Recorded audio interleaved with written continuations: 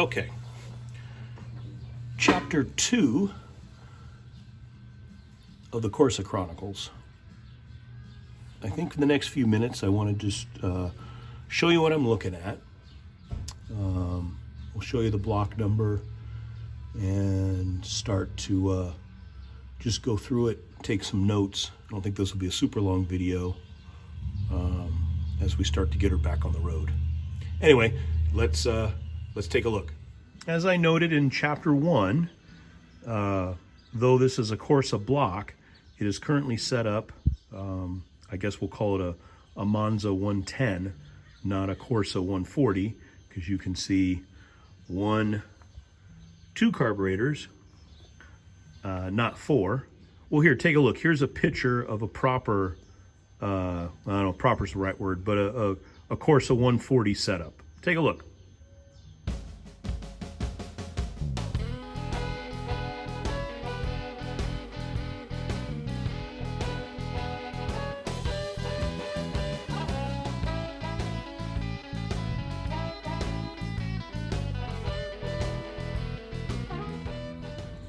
So yeah, after seeing that photograph, clearly we are short a couple of carburetors. I'll show you here the serial number of the block is down in there. Well, let me get a little closer. Here's the serial number of the block, T03. It's either I or 17RB. I looked up RB, and sure as shit, that block is a Corsa. So as you can see here, 140 horsepower, MT, there's an RB and an RB for 1965 and 66. So that block matches Corsa. Okay, so this Fisher trim tab, or Fisher tab, whatever you want to call it, if we start in the top left, you'll see the 03D. Now the 03, that stands for March. The D apparently stands for the 4th week of March, when the vehicle was manufactured. I don't know what the two lines to the right are, if those are two lines or an H. Haven't figured that out. But if we go down to the next row, ST, I believe, is style. And you'll see 65-10737. Well, the 65 is obviously the year 1965. The 1 represents Chevrolet or Chevy. The 07 represents Corsa.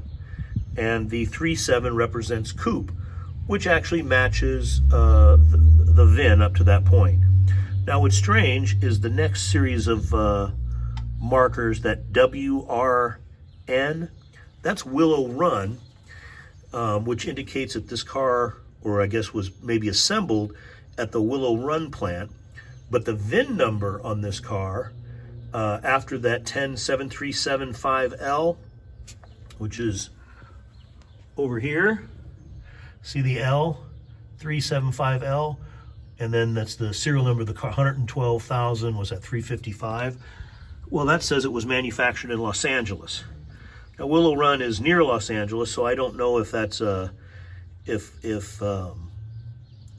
this trim tab is incorrect. I don't think so, because if we continue along past the WRN, you'll see the 10759.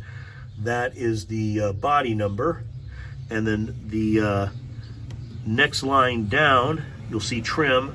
Well, that's that 797. That represents the interior color, which was white and aqua, which this car, it is not white and aqua, it's tan, so that has been changed. When you go across to the KK for the paint, that is artesian turquoise, and the K-K represents roof and body, because some cars were two-tone. So this car was originally all turquoise, which, if you've seen the pictures, which you have, this car is turquoise. So this is, I don't know if it's the original paint, but it has always been turquoise.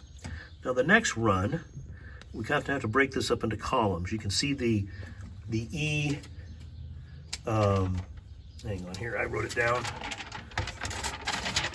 So you've got E2L3CP, or excuse me, 3C4PU5W. Well, it goes in groups. The E represents A01 tinted glass, which I believe the front glass has the tint on the top. The next group, the L, second column, or second row, however you want to look at it, that L represents 4-speed manual. That's an M20, which I believe is a Muncie transmission, 4-speed.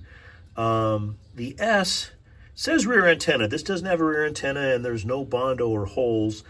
Not sure what that means exactly, but you jump to the next row, which would be the third row, if you will. C, padded dash, which this has.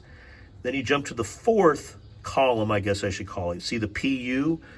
Well, that stands for 2-speed wipers and day and night mirror, which this vehicle has. And column 5, the 5W, the W stands for deluxe seat belts with chrome buckles, which it does have. I think it would have retractors, which it doesn't have. My hunch is it was thrown away. So again, you've got the first E is tinted glass. Then you'll see the 2, so the second run, if you will. The L is 4-speed. I just don't know that S. The third row is the padded dash. Fourth PU is 2-speed wipers, day and night mirror.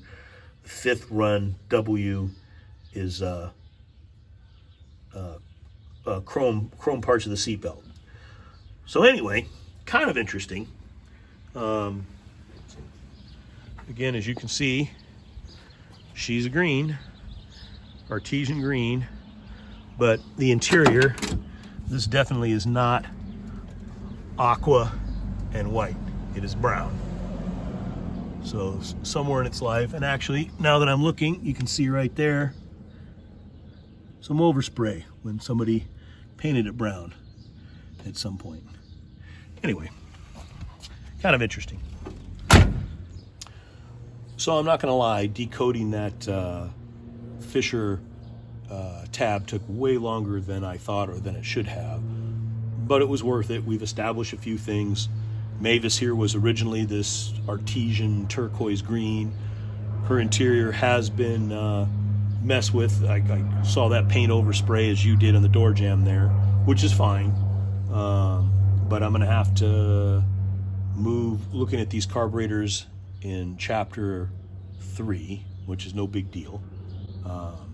But I have some chores I need to get done. Okay, I got her started, which I kind of knew I could. Look at all the twists and turns of that fan valve. Holy cow.